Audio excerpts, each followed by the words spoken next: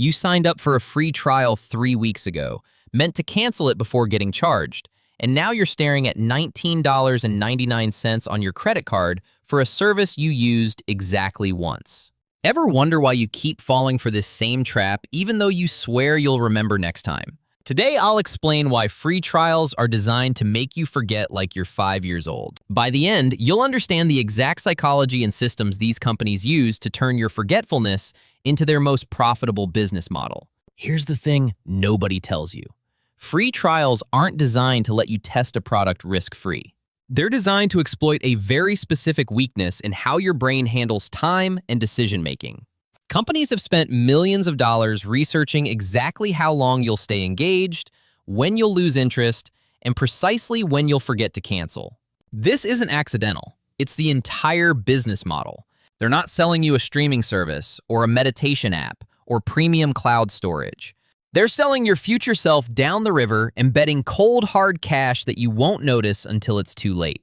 It starts with the sign-up process, and they make it absurdly easy. 1 click, maybe 2 if they're feeling generous. They remove every possible obstacle between you and that Start Free Trial button because friction kills conversions. Compare that to canceling. Suddenly you need to log in on a desktop browser, not the app. Navigate through account settings buried under 3 different menus. Answer a survey about why you're leaving. Confirm you're absolutely sure. Then confirm you're really, really sure. It's like trying to leave a gym membership, but the exit requires a password and 2 forms of ID. Here's where the psychology gets predatory. They separate the pleasure from the pain. You get instant gratification right now. Full access, every premium feature unlocked. That dopamine hit of something new and shiny. But the pain, the actual charge, that comes later. Usually 7, 14, or 30 days out, depending on how confident they are in their cancellation maze. That gap is completely intentional. Psychologists call it present bias. We're really good at valuing what's directly in front of us and absolutely terrible at planning for future inconveniences. It's like eating an entire pizza at midnight and thinking future you will somehow be thrilled to deal with the consequences. Spoiler alert, future you is never prepared. The trial length itself is a calculated sweet spot designed to maximize forgetting. Too short, like 3 days, and you'll still remember because it feels urgent. Too long, like 90 days, and you'll actually use the service enough to maybe want to keep it. But 2 weeks, that's the golden zone. Long enough that it doesn't feel pressing when you sign up. Short enough that life absolutely will get in the way. Your kid gets sick, your boss dumps a project on you, your car makes that weird noise again. By the time you remember the trial exists, you're looking at a charge that already posted 3 days ago. Now here's where it gets truly diabolical.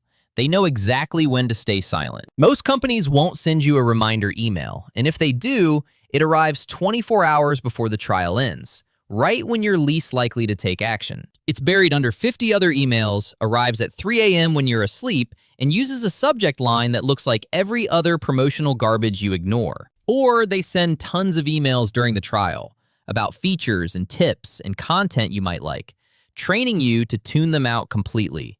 Then slip the billing notice into that same ignored pile. It's notification camouflage, and it works perfectly. The psychology gets even deeper with something called the sunk cost fallacy. Once you're charged that first month, even if you never use the service, most people don't bother fighting for a refund. It feels like more hassle than 19 bucks is worth. You tell yourself you'll use it next month to justify the charge. You don't. Month 2 hits. Now you're pot committed because asking for 2 refunds feels embarrassing.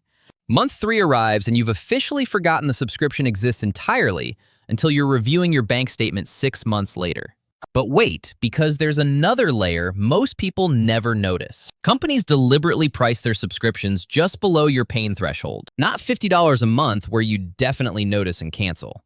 $19.99, $14.99, $9.99.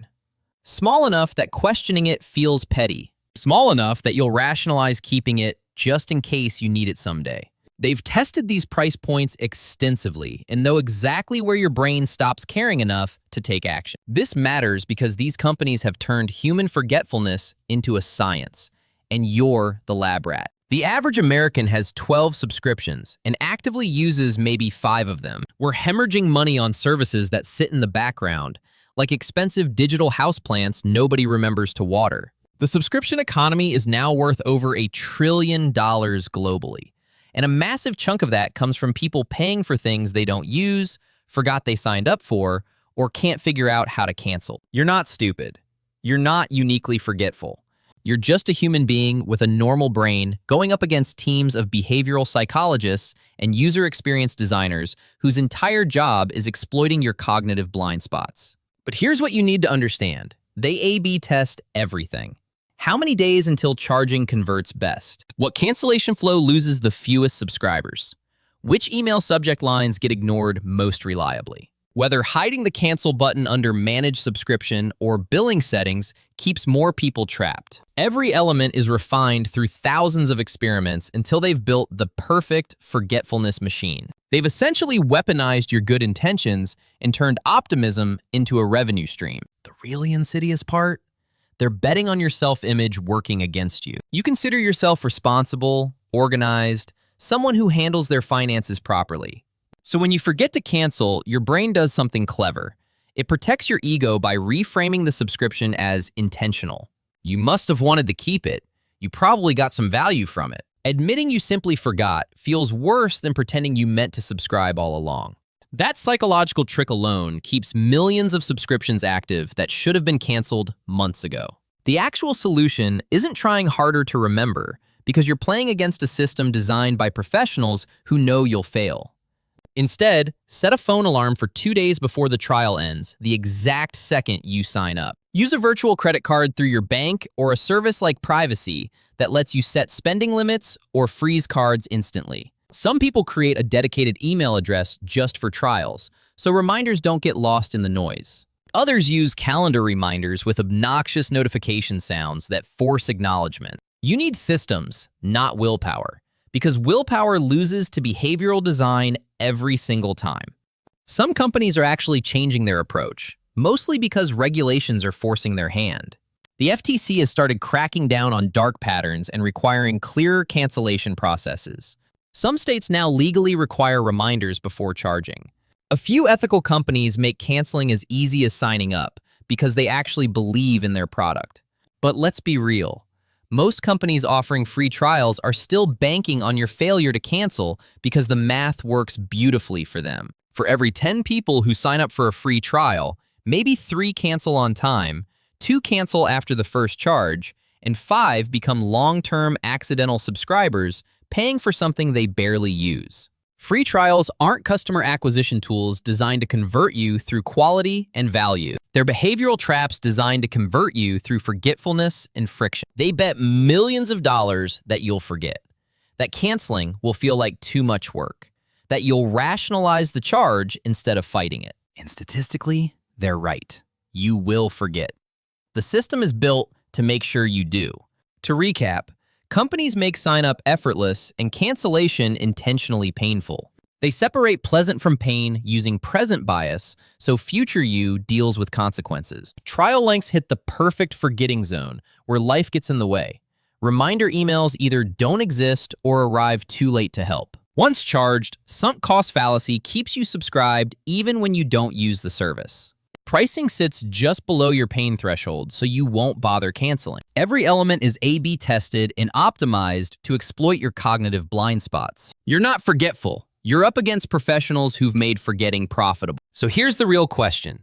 Now that you know exactly how they're rigging this game against you, which subscription are you finally going to cancel today, and what system will you put in place right now to make sure you never fall for this trap again?